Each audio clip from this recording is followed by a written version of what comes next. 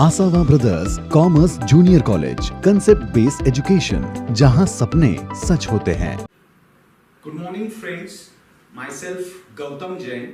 मैं पिछले 8 साल से 11th 12th अकाउंटेंसी पढ़ा रहा हूँ।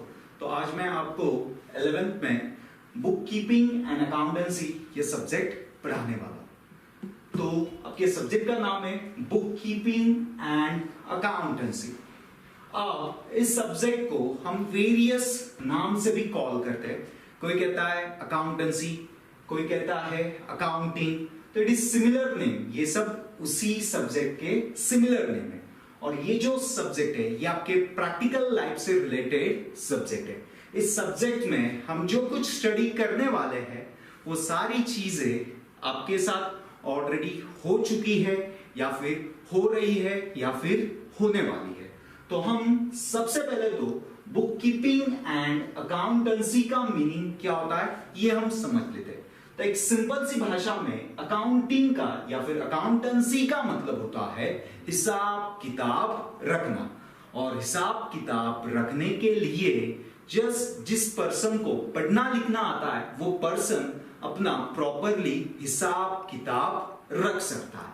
अब हिसाब किताब तो आपको ऑलरेडी आता है, इसके पहले भी आपने काफी बार हिसाब किताब रखा है। जैसे फॉर एग्जांपल आपके पेरेंट्स आपको एवरी मंथ कुछ ना कुछ पॉकेट मनी देते हैं और उस पॉकेट मनी से आप आपका मंथली जो भी कुछ रिक्वायरमेंट होती है या जो भी आपका मंथली एक्सपेंडिचर है उस पैसे से आप क्या करते हो, फुलफिल करते हो। बट सपोज किसी महीने में आपको आपके पापा ने सपोज 500 रुपीज एवरी मंथ आपको देते हैं, तो उस 500 रुपीज में आप आपका जो भी मंथली एक्सपेंडिचर है उसको आप क्या करते हो, फुलफिल करते हो।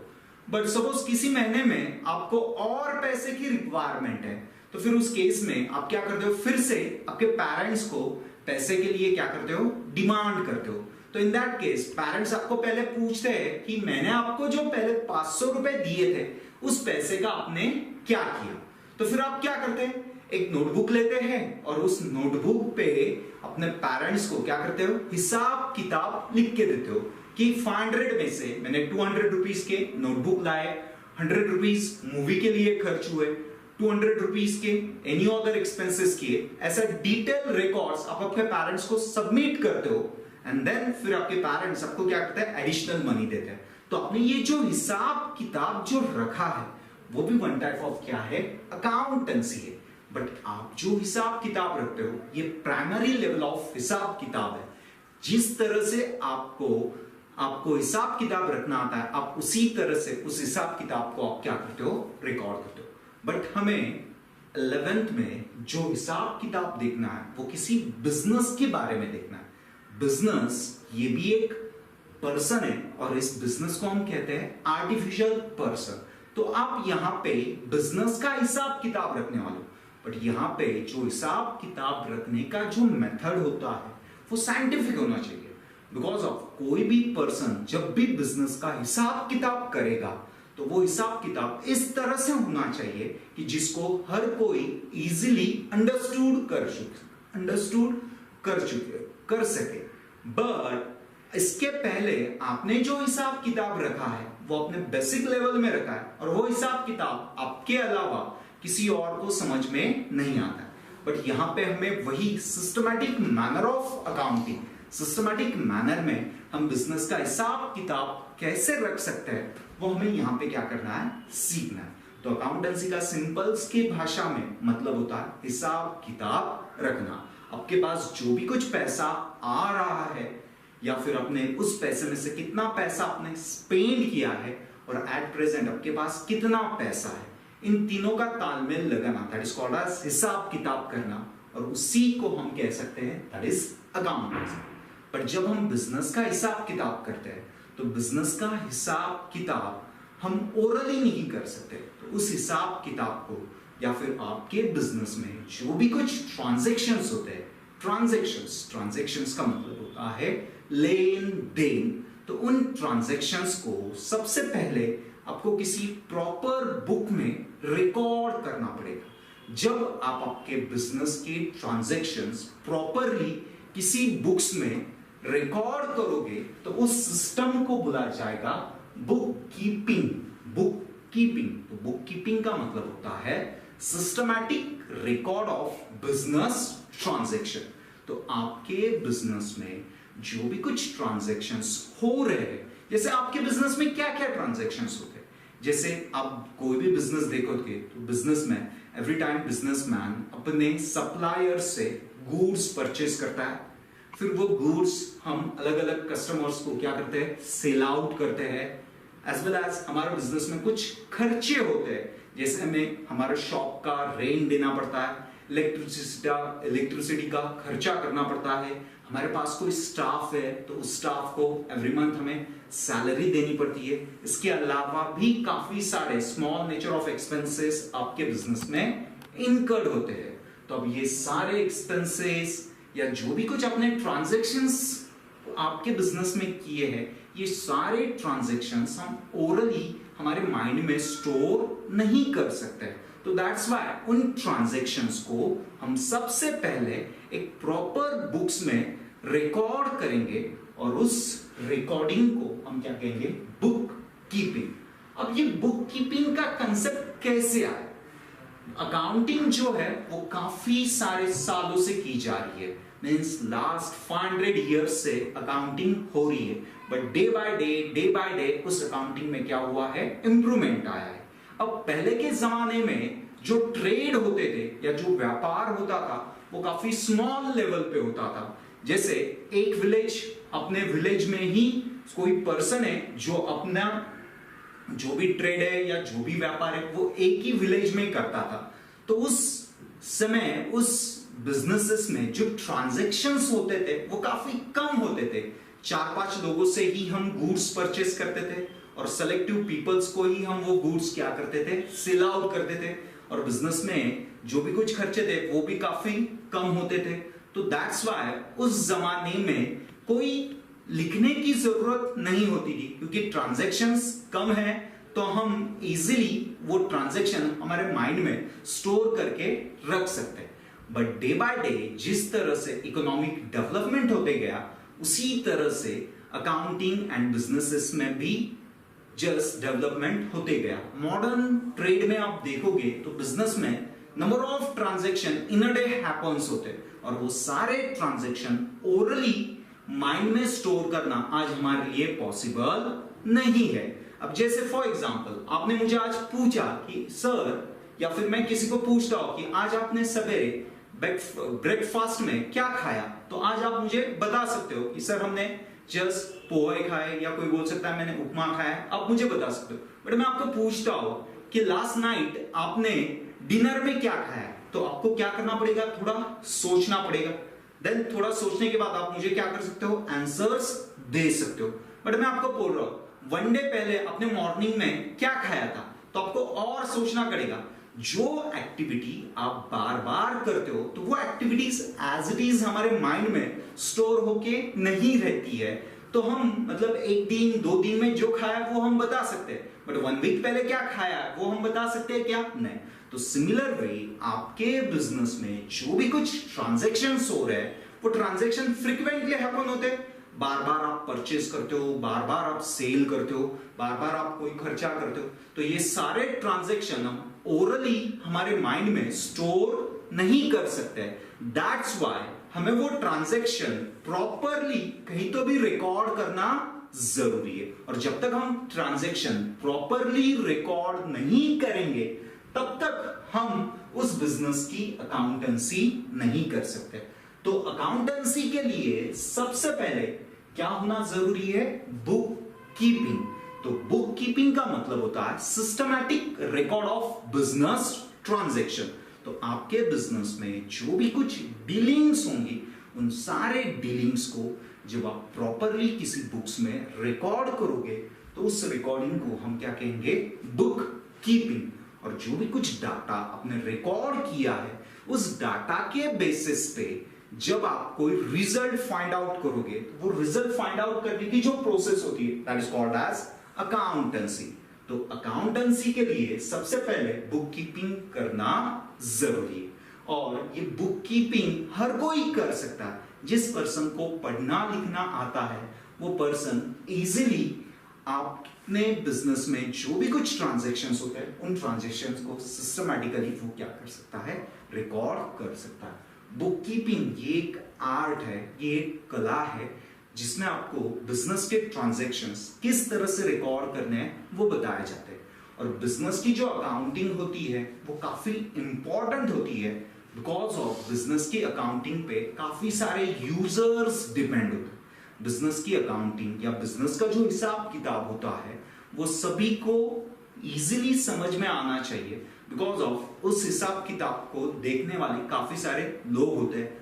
ओनर को बिजनेस के बारे में अवेयरनेस होनी चाहिए, या फिर जिन लोगों ने हमें बिजनेस करने के लिए पैसे दिए हैं उन लोगों को भी आपको आपके बिजनेस के बारे में क्या चल रहा है आपके बिजनेस में वो समझ में आना चाहिए। आपके पास जो स्टाफ वर्क करता है उनको भी आपके बिजनेस के ग्रोथ या बिजनेस में क्या हो रहा है ये कुछ समझ में आना चाहिए। तो मीन्स बिजनेस का जो हिसाब किताब है वो सबके लिए समझ में आना जरूरी है।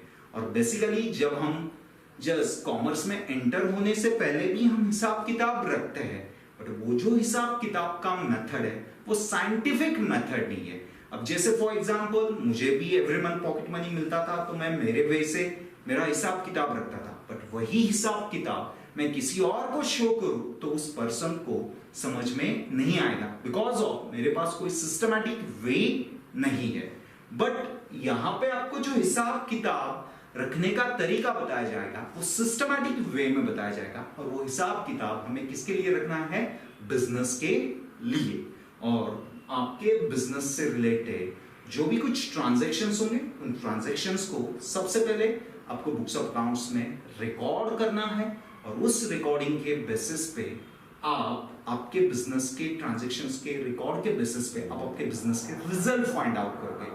लाइक आपने ड्यूरिंग द ईयर आपके बिजनेस में कितना परचेज किया, कितना सेल किया, आपको प्रॉफिट हुआ, लॉसेस हुआ, आपके बिजनेस में कौन से एक्सपेंसेस हैपन हुए, क्या हुआ, ये सब आपको फाइंड आउट करना है। तो वो सब आपको पता चलेगा अकाउंटेंसी में।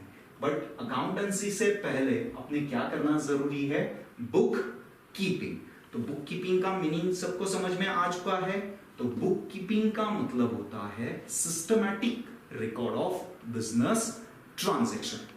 अब आपके बिजनेस में काफी सारे ट्रांजैक्शंस हैपन होते हैं, मींस आप आपके बिजनेस में काफी सारे एक्टिविटीज करते हो in a day, but books of accounts में वही ट्रांजैक्शंस रिकॉर्ड करने चाहिए जिनको हम इकोनॉमिक एक्टिविटी कहते हैं या इकोनॉमिकल ट्रांजैक्शंस कहते हैं। आपके बिजनेस में या फिर आपके बिजनेस में जो भी कुछ ट्रांजैक्शंस होंगे उन ट्रांजैक्शंस को हम दो पार्ट्स में डिवाइड करते हैं, एक इकोनॉमिक एक्टिविटी और दूसरा नॉन इकोनॉमिक एक्टिविटी। अब इकोनॉमिक एक्टिविटी का मतलब क्या होता है, इकोनॉमिक एक्टिविटी का मतलब होता है ऐसे ट्रांजैक्शंस या ऐसे व्यवहार कि जिसमें लेन देन के लिए हम पैसा या फिर पैसे जैसी कोई चीज यूज करते हैं, या जिन ट्रांजैक्शंस को हम मॉनेटरी फॉर्म में एक्सप्लेन कर सकते हैं, ऐसे ट्रांजैक्शंस को हम क्या कहेंगे, इकोनॉमिक ट्रांजैक्शंस। जैसे से फॉर एग्जांपल आप होटल में जाते हो, वहां पे आप खाना खाते हो और खाना खाने के बाद आप होटल मालिक को क्या करते हो, बिल देते हो। तो वहां पे आपको जो फूड मिला है या फिर आपको जो खाना दिया है उस खाने के अगेंस्ट में आपने सामने वाले को क्या किया है, पैसा दिया। तो यहां पे ये जो खाना खाने का आपका जो ट्रांजैक्शन है ये इकोनॉमिकल ट्रांजैक्शन है, ठीक है। बट सिमिलर वे आपके घर में आपकी मम्मा आपके लिए क्या करती है, खाना बनाती है, बट आपकी मम्मा जो आपको खाना बनाती है उस खाने के अगेंस्ट में आप आपके मम्मी को कुछ पैसे देते हो क्या, नहीं। तो ये क्या है, नॉन इकोनॉमिकल ट्रांजैक्शंस। तो बुक्स ऑफ अकाउंट्स में आपको वही ट्रांजैक्शंस रिकॉर्ड करने हैं जिन ट्रांजैक्शंस को हम मॉनेटरी फॉर्म्स में रिकॉर्ड करते हैं। तो in short means books of accounts में या बिजनेस के बुक्स में हम वही ट्रांजैक्शन रिकॉर्ड करेंगे जो इकोनॉमिकल एक्टिविटीज है। नॉन इकोनॉमिकल एक्टिविटीज को हम बुक्स ऑफ अकाउंट्स में रिकॉर्ड नहीं करेंगे। अब बिजनेस में और क्या क्या एक्टिविटीज है जो इकोनॉमिकल है एंड नॉन इकोनॉमिकल है।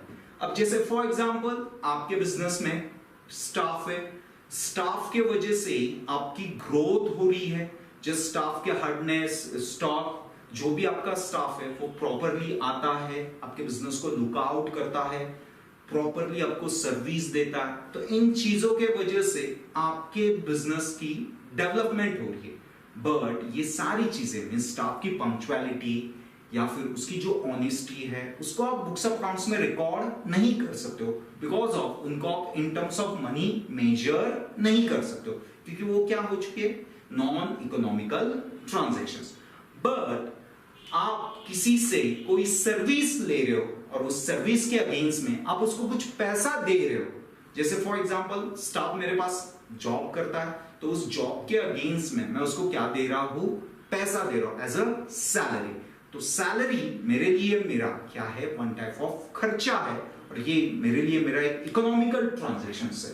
तो वो ट्रांजैक्शन मैं मेरे बुक्स ऑफ अकाउंट्स में, मेरे बिजनेस के बुक्स में क्या कर सकता हूं, रिकॉर्ड कर सकता हूं। तो बिजनेस के बुक्स ऑफ अकाउंट्स में आपको ओनली इकोनॉमिकल ट्रांजैक्शंस का ही मतलब होता है ऐसे ट्रांजैक्शन जिन ट्रांजैक्शंस को आप पैसे के फॉर्म में शो कर सकते हो, या जिन ट्रांजैक्शन में एक्सचेंज के लिए एज अ पैसा या फिर पैसा जैसी कोई चीज यूज होती है, तो वही ट्रांजैक्शन अब बिजनेस के बुक्स में आप क्या करोगे, रिकॉर्ड करोगे। और उन ट्रांजैक्शंस के बेसिस पे आप जब रिजल्ट फाइंड आउट करोगे, तो उस रिजल्ट फाइंड आउट करने की जो प्रोसेस है that is called as accountancy. तो यहां पे आपको बुक कीपिंग एंड अकाउंटेंसी का मीनिंग तो आपको पता चल गया है। अब बुक कीपिंग एंड अकाउंटेंसी में से अकाउंटिंग को हम वन टाइप ऑफ कह सकते हैं कि ये एक बिजनेस की भाषा है। जैसे हर एक पर्सन कम्युनिकेशंस के लिए सेवरल लैंग्वेजेस क्या करता है, यूज करता है। जैसे मुझे मेरे कोई थॉट्स आपको एक्सप्लेन करने हैं, तो उस एक्सप्लेनेशन के लिए मैं मराठी, हिंदी, इंग्लिश को क्या करता हूं, यूज करता हूं, और जिसके थ्रू आपको मेरे थॉट्स क्या होते हैं, समझ में आते हैं। तो सिमिलर वे बिजनेस भी एक पर्सन होता है, और उस बिजनेस को हम कहते हैं आर्टिफिशियल पर्सन। आर्टिफिशियल पर्सन का मतलब होता है ऐसा पर्सन कि जिसका एग्जिस्टेंस क्रिएट हुआ है ड्यू टू लॉ। लॉ के वजह से इस पर्सन का क्या हुआ है, क्रिएशन हुआ। तो एवरी बिजनेस, हर बिजनेस एक सेपरेट एंटाइटी है अपार्ट फ्रॉम इट्स ओनर। जब आप कोई बिजनेस की बात करते हो इन जनरल, अभी तक हमें क्या लगता है, बिजनेस एंड बिजनेसमैन ये दोनों चीजें कैसी है, एक है। जैसे हम कहते हैं फॉर एग्जांपल, मैं किसी पर्सन, मैं सपोज मुकेश अंबानी का नाम लेता हूं, तो कहीं ना कहीं मेरे माइंड में रिलायंस लिमिटेड के बारे में भी कुछ ना कुछ ख्याल आते हैं। तो अभी तक कॉमर्स में एंटर होने से पहले अभी तक हमें क्या लगता था, मुकेश अंबानी एंड रिलायंस दोनों क्या है, एक ही है। बट ऐसा नहीं है, दोनों भी एक सेपरेट पर्सन है। जो मुकेश अंबानी है वो एक नेचुरल पर्सन है, और जो रिलायंस लिमिटेड है वो एक आर्टिफिशियल पर्सन है। तो हमें जो अकाउंटिंग सीखनी है वो एक आर्टिफिशियल पर्सन के लिए, मतलब बिजनेस के लिए क्या करनी है, सीखनी है। तो हर बिजनेस एक आर्टिफिशियल पर्सन है, और एवरी बिजनेस अपने ओनर या अकाउंटिंग यूजर से, अकाउंटिंग यूजर्स का मतलब होता है जिन लोगों को बिजनेस का हिसाब किताब जानने में जो लोग इंटरेस्टेड होते हैं, उन लोगों को हम कहते हैं अकाउंटिंग यूजर्स। और अकाउंटिंग यूजर्स में इंटरनल एंड एक्सटर्नल दोनों फैक्टर्स होते हैं। मींस ओनर को भी बिजनेस की अकाउंटिंग में इंटरेस्ट होता है, जिन लोगों ने आपको बिजनेस करने के लिए पैसा दिया है वो लोगों को भी आपके बिजनेस के बारे में जानने में इंटरेस्टेड होता है। बैंक्स, या आपने कोई बैंक से लोन लिया है तो वो बैंक भी आपके बिजनेस के बारे में जानना चाहता है, या फिर आपका बिजनेस जिस लोकेशन में है वहां का गवर्नमेंट एरिया या कॉर्पोरेशंस, ये सब लोग आपके बिजनेस के हिसाब किताब को जानने में इंटरेस्टेड होते हैं। तो अब एवरी बिजनेस अपने अकाउंटिंग यूजर से कम्युनिकेट करता है, वो हर अकाउंटिंग यूजर से बात करता है, बट बात करने के लिए वो जो भाषा यूज करता है that is called as accounting. तो accounting is a one type of language of a business, और इसी लैंग्वेज थ्रू एवरी बिजनेस अपने अकाउंटिंग यूजर्स को इंफॉर्मेशन प्रोवाइड करता है। जैसे आपको पता चलता है कि इस साल आपके बिजनेस में प्रॉफिट हुआ या लॉस हुआ, या फिर सैलरी का खर्चा इतना है, या फिर आपकी इनकम इतनी है। तो ये सब चीजें बिजनेस आपको शो कर रहा है, बट ये बिजनेस ये सारी चीजें with the help of accountancy आपको क्या करता है, शो करता है। तो जब हम अकाउंटेंसी की बात करते हैं तो अकाउंटेंसी हमें सीखना है, तो डायरेक्टली मैं आपको जर्नल, लेजर ये सब चीजें पढ़ाना स्टार्ट करूं तो वो चीजें आपको समझ में नहीं आएगी, क्योंकि कोई भी लैंग्वेज की आपको स्टडी करना है तो स्टडी करते समय आपको स्टेप बाय स्टेप जाना जरूरी है।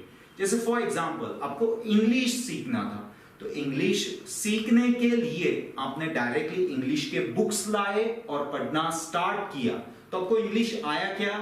नहीं आया। फिर आपने इंग्लिश कैसे सीखा? तो इंग्लिश सीखने के लिए आपने कुछ स्टेप फॉलो किए।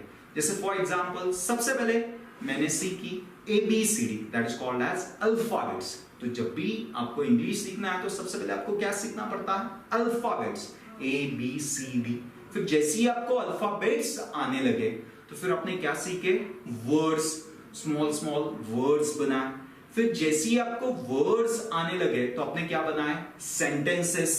फिर आपको सेंटेंसेस आने लगे तो फिर आपने short stories, then grammars and little bit, फिर आपको वो लैंग्वेज क्या हुई? आने लगी। तो कोई भी लैंग्वेज को स्टडी करने का यही तरीका होता है। तो सेम वे जब आपको अकाउंटेंसी या अकाउंटिंग सीखना है तो सेम वे आपको सिमिलर वे थ्रू जाना पड़ेगा। तो आपको सबसे पहले अकाउंटिंग के अल्फाबेट सीखने पड़ेंगे।